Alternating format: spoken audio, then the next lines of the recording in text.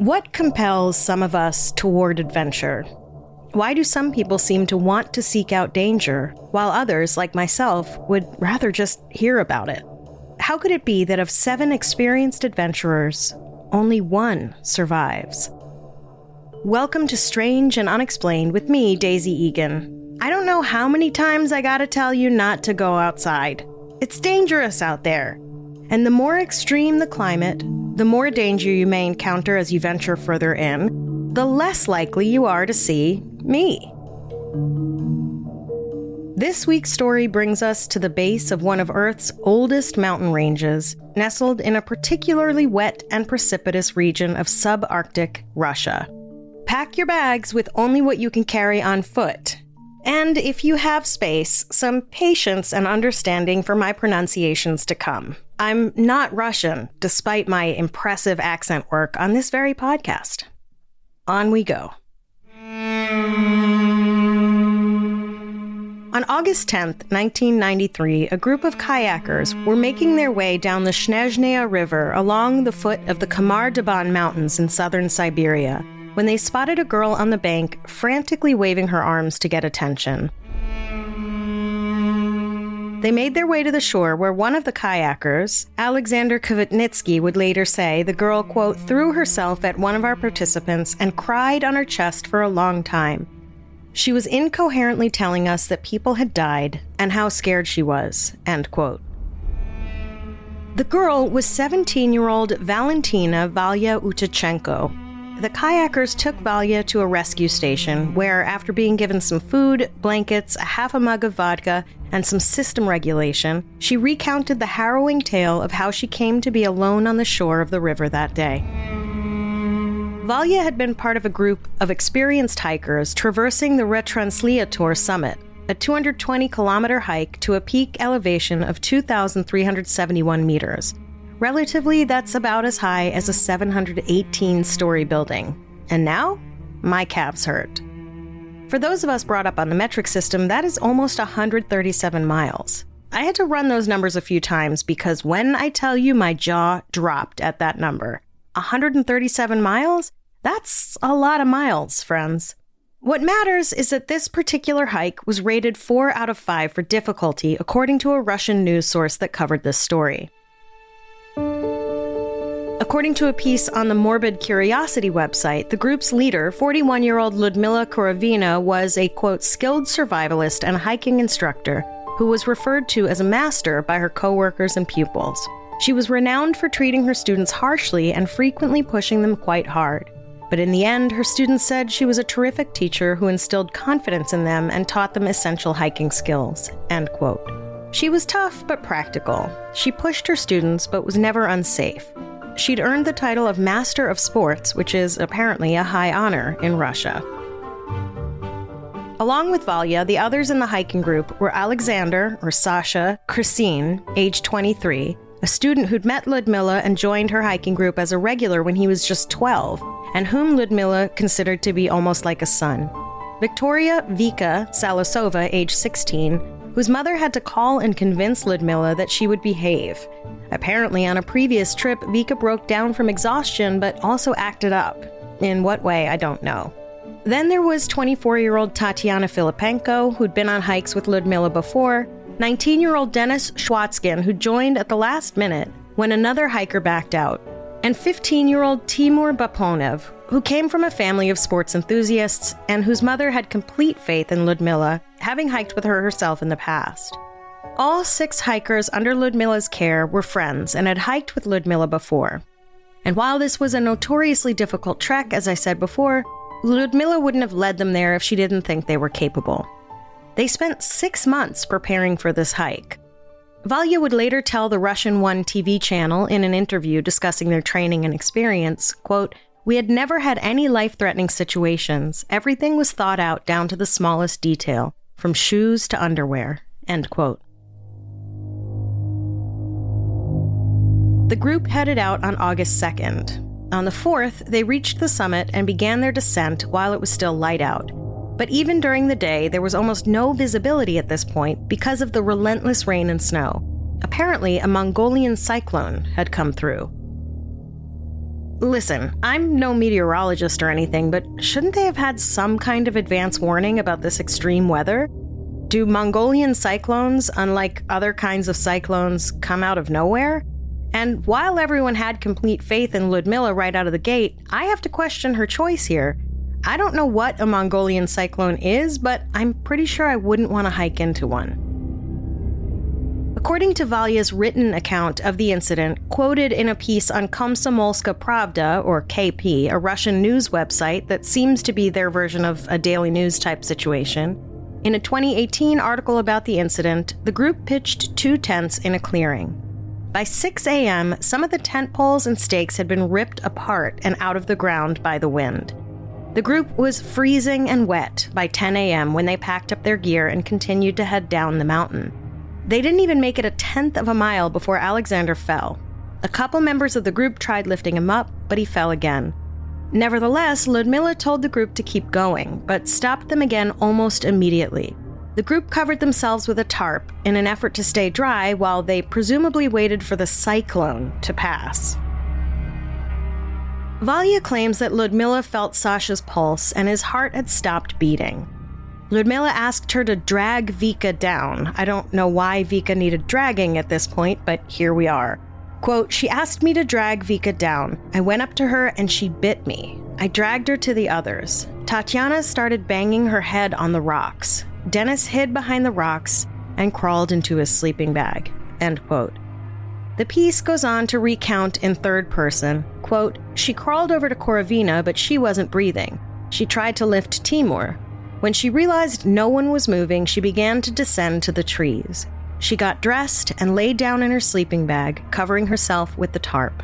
In the morning, she climbed up and saw Tatiana on the rocks, Dennis, Timur, and Vika. Higher up, Sasha and Korovina. None of them ever rose again. End quote. But as time went on, Valya's story would shift. The search for answers as to what exactly happened would continue. And, like the hike, there'd be switchbacks.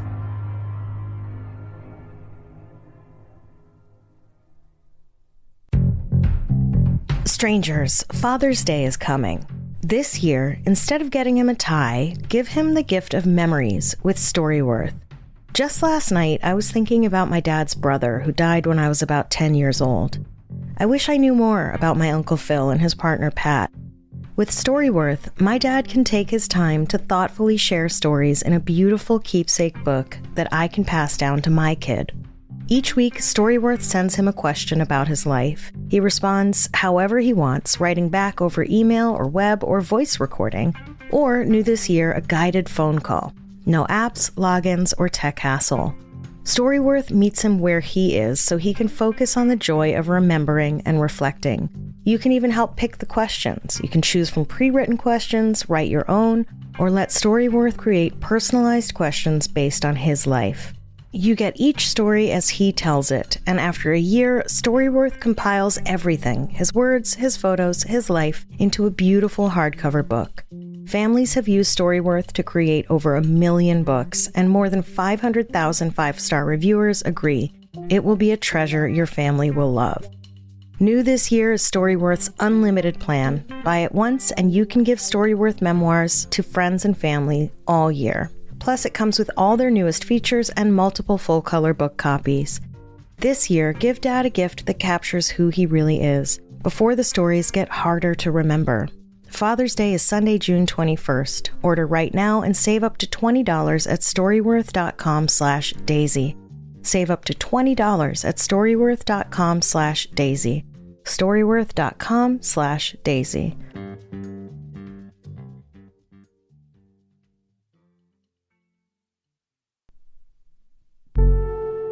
In 2018, journalist Natalia Varskova, who wrote a piece for KP, the Russian news site, tracked Valya down and got a slightly different version of the story. Valya was extremely reluctant to talk and claimed she'd been made to sign an NDA after the event, though by whom she didn't say. She'd been so quiet about the incident, in fact, that her husband didn't know about it until he stumbled on a news piece about it a couple years before Varsakova came knocking. After some persistence on Varsakova's part, Valya opened up and had this to say, quote, It was freezing cold at the top. It was early morning. We were sleeping. Korovina woke us up, told us to pack our things, and go down the gorge. She tried to save us. She just didn't have time. The wind was so strong that we were sliding down instead of walking. Suddenly, Sasha fell. He started foaming at the mouth.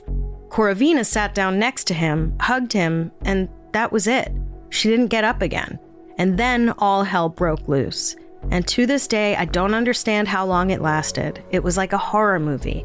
Everyone was falling, everyone was bleeding, foaming at the mouth, blood was running from their noses." End quote. This was not the story she'd told in 1993. Did she leave things out back then? Had she blocked them out and then remembered them over time? Or was she making things up, either knowingly or not? But then, when Abin Tom Sebastian from the Morbid Curiosity blog tells the story in 2022, it goes like this. Quote, "After breakfast, they headed back down, and a little while later, from the back of the crowd, Sasha started to scream. They turned to look at him, and he was frothing at the mouth and bleeding from his eyes and ears, and then collapsed, shaking, and then motionless. Ludmila told the rest of the group to keep going. She was desperate to get Sasha to wake up, and was in a terrible state of distress. The remaining group had not traveled very far before hearing Ludmila's cries. They noticed she was exhibiting Sasha's symptoms and rushed to help her. Tatiana was the first back and the next to pass out, clutching at her throat as if she were having trouble breathing. She was able to make it to a nearby rock, where she bashed her head against it until she became limp. Dennis crouched behind the rock as Timur and Victoria fled. After seeing 3 of her closest friends seemingly pass away in a matter of minutes, Valya was left immobile. Victoria and Timur both passed out while running and died similarly, ripping their clothes off, spitting up blood, and tearing at their throats. Valya and Dennis sprinted away from the scene of their friend's death after realizing they were the only survivors. However, Dennis didn't take long to collapse violently. In a panic, Valentina fled, leaving her friends behind. The only things she had were a tent and the clothing on her back. Once she got far enough away, she set up the tent under some trees and slept. When she woke up, she knew she would need supplies, and so had to go back up to where everything had happened. When she got back, none of the bodies had moved, so she grabbed what she needed, made sure they were all dead, and headed back down following power lines for 4 days, hoping she would be found." End quote. It's worth noting that another website, the Hawthorne Files, has a very similar version of this story. However, neither website cites their sources, and this may just be one of those blog loops where they all just quote each other for eternity. Like a blog circle jerk. There is a frustrating lack of contemporary news coverage about this case, unless it's lurking on Russian newspaper archive sites that I don't know how to access. Interestingly, even journalist Natalia Barsakova couldn't find the contemporary coverage from KP, the news outlet she was working for, even though she said she knew they'd covered the story in '93. Just as there are varying versions of the event itself, there are also varying versions about the rescue. Weather prevented the search and rescue from starting until August 24th, although at this point, it would have just been a search and recovery, as there was no one left alive to rescue. It took 2 days for the team to find the bodies. According to Varsakova, the search and rescue team wasn't even looking for Ludmila and the 5 other hikers from Valya's group. Varsakova's piece reports, quote, "While rescuing other lost tourists from Omsk, searchers accidentally stumbled upon a campsite containing 6 mutilated corpses. By then, the hikers' bodies had become severely deformed and had become food for rats and birds." End quote.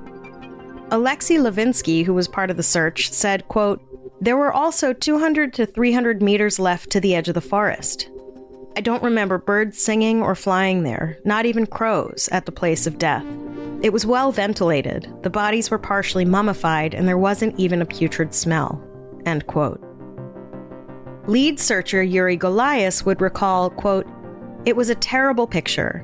The guys were lying on a small ledge, some pressed close to each other, some a little further away.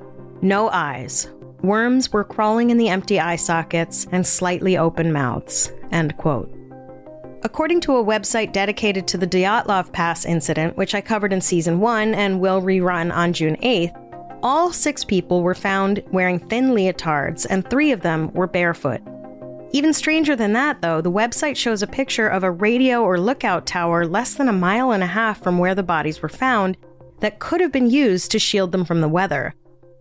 Ludmila would have known the shelter was there, so why she didn't seek it out when the weather became untenable, no one will ever know. Autopsies apparently showed signs of starvation, which makes no sense considering the hikers had food and were hardly on the trip long enough to be starving. On the other hand, I suppose if they didn't have enough food for such a long trek, they could have starved. The official autopsy report states that all the victims died of hypothermia, except Ludmila, who died from a heart attack. Investigators said the 6 died from the freezing temperatures, being starved of oxygen at such a high altitude. They had next to no nutrients in their body, including glycogen, the body's fuel. A piece on Gazeta.ru from 2022 reported, quote, experts also identified degenerative changes characteristic of protein dystrophy in the internal organs of the deceased, the heart, liver, and kidneys. Additional histochemical studies of the liver and heart tissues of the deceased revealed a complete loss of glycogen, which is typical of general hypothermia. Indirect disturbances in protein metabolism suggest that they suffered from protein dystrophy, possibly due to starvation, end quote. So either the starvation contributed to the hypothermia, or the hypothermia contributed to the starvation? Hypothermia would explain why they were so underdressed. Paradoxically, the colder someone gets, the hotter they can feel, which is why about 1/4 of people who are freezing to death strip themselves of their clothing. Either way, Valya claimed the group had eaten well during the trip, though the manner in which she said the group cooked their food changed from her initial recounting in '93, in which she said they used camping stoves, to her recounting in 2018, in which she said, quote, we lit a fire and cooked. We had cereal, powdered milk, crackers, stewed meat, carrots, beets, onions, candy, and chocolate bars. We'd go down into the forest and light fires, end quote. Lead searcher Yuri Golias, however, claimed that when they got to the site of the hikers' last meal, they only found 1 empty can of stew. More on this and Golias' opinion later.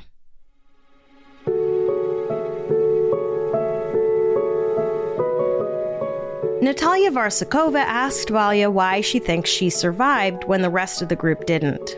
She said it was probably because she'd grown up on a farm and was strong and sturdy. But Ludmila was an extremely experienced and well-trained hiker, so I don't know that this answer is sufficient. To this day, no one knows what happened on the mountain that morning. But of course, theories abound.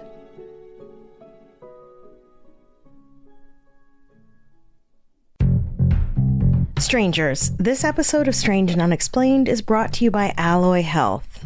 Let's be honest, aging can come with some unwelcome changes. Sleep disruptions, hot flashes, brain fog, weight gain, and decreased libido can hit us hard. Menopause is inevitable, but it's also treatable. Almost half of people experiencing menopause go 3 or more years before seeking relief from menopausal or perimenopausal symptoms. Most don't know where to go for a solution, and for a lot of us, our general PC never even suggests hormone replacement therapy. But that's where Alloy comes in. Alloy is a digital health platform that connects you with a menopause-specialized doctor to help you feel and look your best in midlife. Your doctor will help you find the best, safe, science-backed treatments for your symptoms, skin, hair, weight, and sexual wellness delivered right to your door. Everything is done online from the comfort of your home. Alloy is fast, accessible, and their treatments actually work. You just complete your intake form and you'll receive a treatment plan from your doctor. You'll be matched with a menopause-specialized physician who will create a personalized treatment plan tailored to your specific needs. Get your 3-month supply. Once approved, Alloy ships your prescriptions directly to your door with automatic refills. Alloy's prices are reasonable. Honestly, I think I'll be switching all my HRT prescriptions over to Alloy. Plus, they have everything from oral hormones to skincare to help treat menopause symptoms. Join the 95% of women who tried Alloy and saw relief in the first 2 weeks. head to myalloy.com and use the code STRANGE and tell them all about your symptoms, and you'll get a fully customized treatment plan and unlimited messaging with your doctor. Plus, you'll get $20 off your first order today. Head to myalloy.com and use code STRANGE to get $20 off your first order.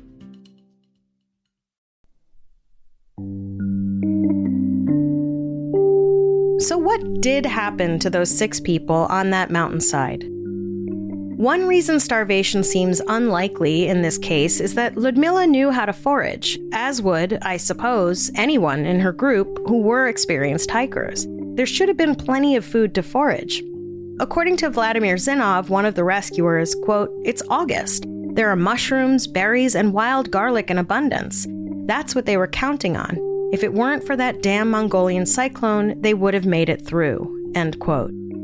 So perhaps the weather made foraging impossible. But some think that perhaps the group did forage for mushrooms and ended up eating the wrong kind. And by some people, I mean the guy over at Morbid Curiosity who hypothesized that perhaps one of the hikers picked the wrong kind of mushroom for breakfast, and their resulting altered state would have made for poor decision-making and forgetting their survival training. He also explains that weeping blood is a common hallucination on mushrooms. I, myself, have never hallucinated anyone weeping blood. I don't know how I would have reacted to that. I also couldn't find any science-backed report that seeing people cry blood is, quote, common on mushrooms. Hallucinations are highly personalized experiences. It's not like one kind of psychedelic produces a specific kind of hallucination. What you see on an hallucinogen has to do with your own psyche.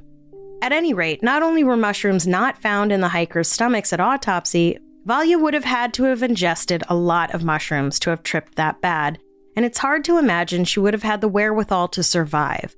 Also, she never mentioned eating mushrooms in her recounting of the incident. Some have said that it might have been toxic water from Lake Baikal, which I also covered in Season 1 and will replay on June 11th. Apparently, the lake was a common dumping site for toxins, which might explain the monster that lives in it. I guess those little potable water tablets don't work on toxins. But again, no toxins showed up in the autopsies. Also, there were plenty of other hiking groups who would have been drinking the same water. As for toxins, apparently mountains in that area were/are popular testing sites for weaponized toxins. If the hikers had been exposed to nerve agents, it could explain the bruised lungs found in the autopsies. According to this theory, the nerve agent knocked them out, so the hypothermia was able to set in while they were unconscious or in a coma and exposed to the elements for an extended period of time. According to a piece about the incident on metro.co.uk, quote, "The deadly nerve agent Novichok was tested near Khamar, Daban. As the gas lurked through the woods and the rivers, it can take months to dissipate, leading to the hikers' instant deaths or eventual passing, as they were paralyzed and exposed to the frigid elements. Some locals claimed that bears in the summer of 1993 had been throwing themselves in front of trains, which may have been caused by the gas," end quote.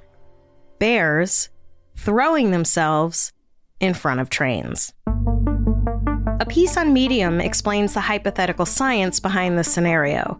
The nerve agent would have had to have been tested within 4 to 5 months of the hiker's trip, at a higher, more discreet part of the mountain, and the rainstorm washed it downstream.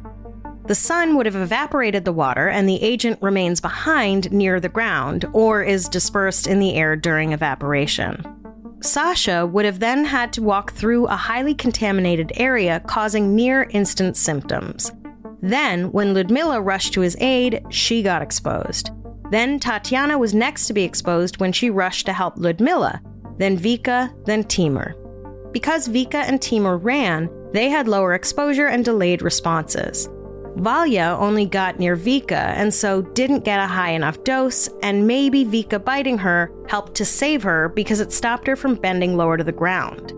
Dennis, crouching and hiding, gave him his lethal dose. But perhaps the inciting incident that led to the group's demise wasn't about stumbling into toxins, but stumbling upon government secrets. Or maybe stumbling across suspicious sound waves. After the break, more theories.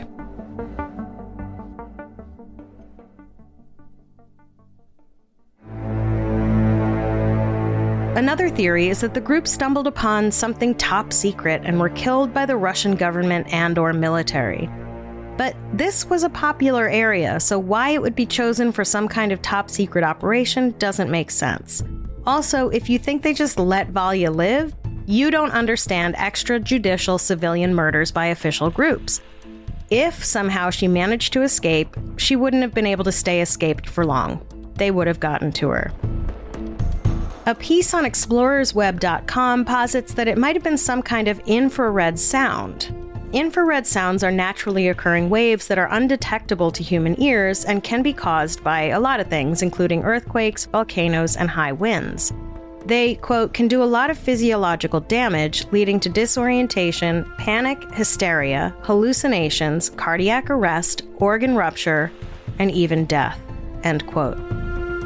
According to a scientific paper about infrared sound waves presented at the International Scientific and Practical Conference in 2023, infrared sound has been known to cause psychological disorders, headaches, fatigue, sleep disturbances, and decreased concentration.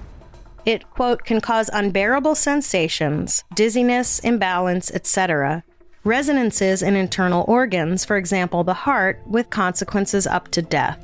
It can cause loss of working capacity, disorientation, nausea, vomiting, intestinal spasms, resonances in body cavities that cause organ dysfunction, blurred vision, temporary discomfort until death. At extreme levels, physical damage to the ear can occur with even brief exposure. At even higher levels, which occur practically only in pulses of excess pressure from explosions, other organs are damaged and the lungs are the most sensitive. End quote. But again, why Valya would have escaped this fate while her peers succumbed to it is unclear. And why hundreds of other hikers in this area have not met this same fate isn't explained. That, in my opinion, is the problem with any environmental theory. Even the fact that the group encountered a Mongolian cyclone that apparently brought blizzard conditions. It can't be that rare that other groups had not encountered similar conditions in the past. Also, did they not see the weather coming in the days ahead? At any rate, why others would have survived these kinds of conditions, including Valya, but these 6 experienced hikers didn't? Why? Well, there's one person who thinks he knows exactly why.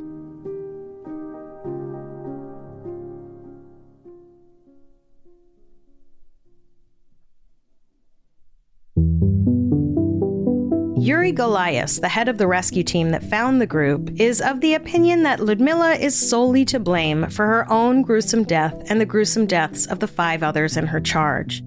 Golias told Natalia Varsagova that he knew Lyudmila, quote, long before this incident. She was a very beautiful, strong-willed, athletic woman. We once crossed paths with her in Kakusy, north of Lake Baikal. Lyudmila and 2 boys, about 16 or 17 years old, came down from the mountains to our camp. The boys looked extremely exhausted. One of them couldn't even lift an axe to chop firewood. We offered them tea and bread. They attacked us as if they had never eaten anything. I asked what was wrong with them. Korovina replied that she was practicing some kind of survival training, when a group goes on a hike with minimal food and clothing. This is supposedly how she was training them to be prepared for various unforeseen situations. I was outraged. These are teenagers. They need to eat well, especially with such stress, end quote. Not entirely sure what her being beautiful had to do with anything. Also, it doesn't seem like he ever launched any kind of official complaint against Lyudmila, so perhaps he wasn't that outraged. As for how much food the hikers had, as I mentioned earlier, while Valya insisted they had plenty, Golias had this to say, quote, "We found 1 empty can of stew at this spot. It was cold, raining, and snowing, and Korovina, it seems, ordered 1 can of stew to be divided among 7 people.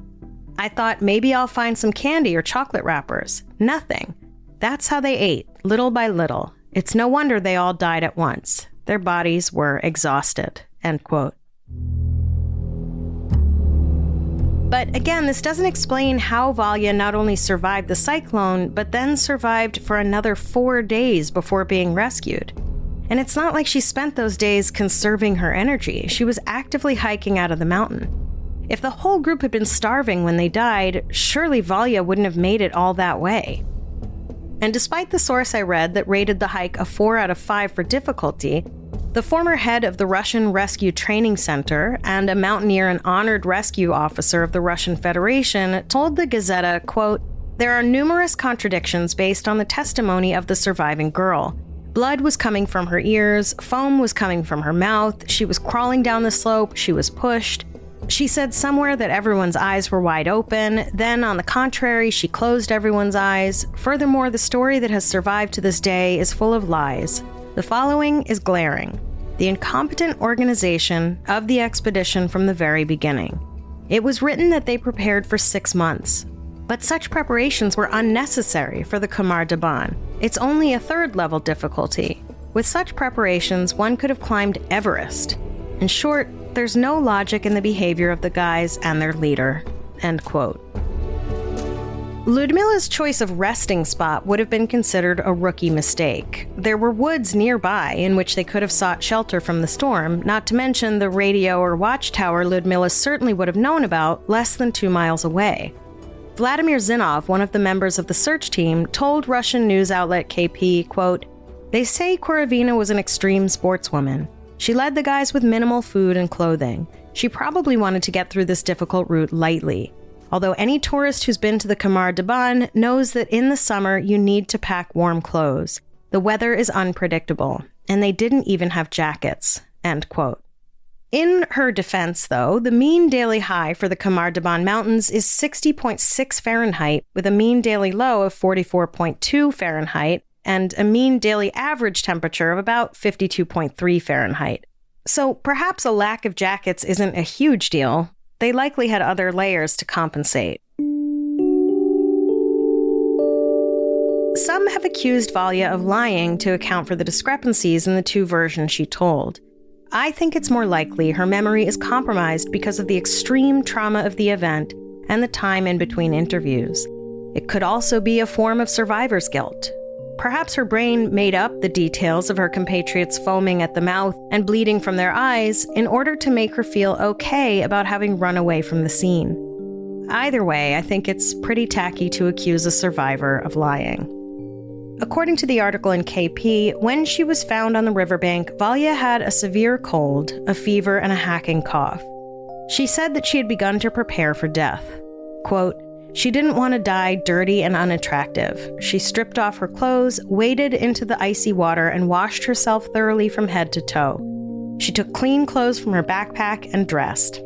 She washed everything else, even her sleeping bag, and hung it on the branches to dry. And suddenly, from around the bend of the river, bright catamarans appeared." End quote. But in 2018, when asked if she'd washed herself before her rescue, she said, quote, "I don't know. Maybe I really did act that weird there. But I remember washing myself much later when we were rafting down the river together." End quote.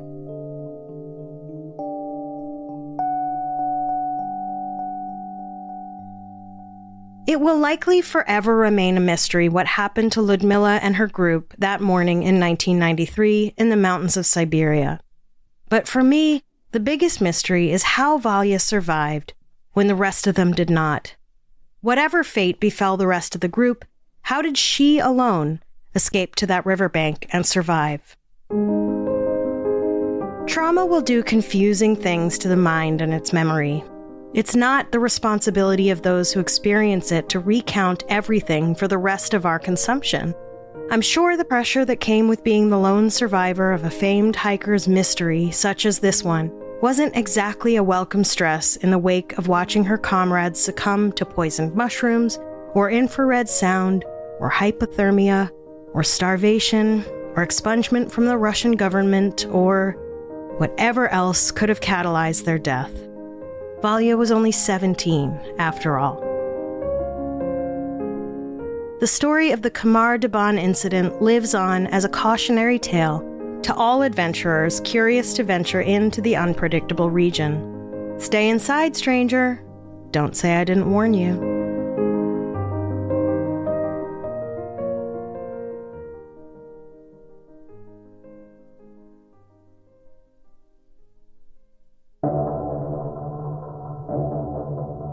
And that's a wrap on Season 5.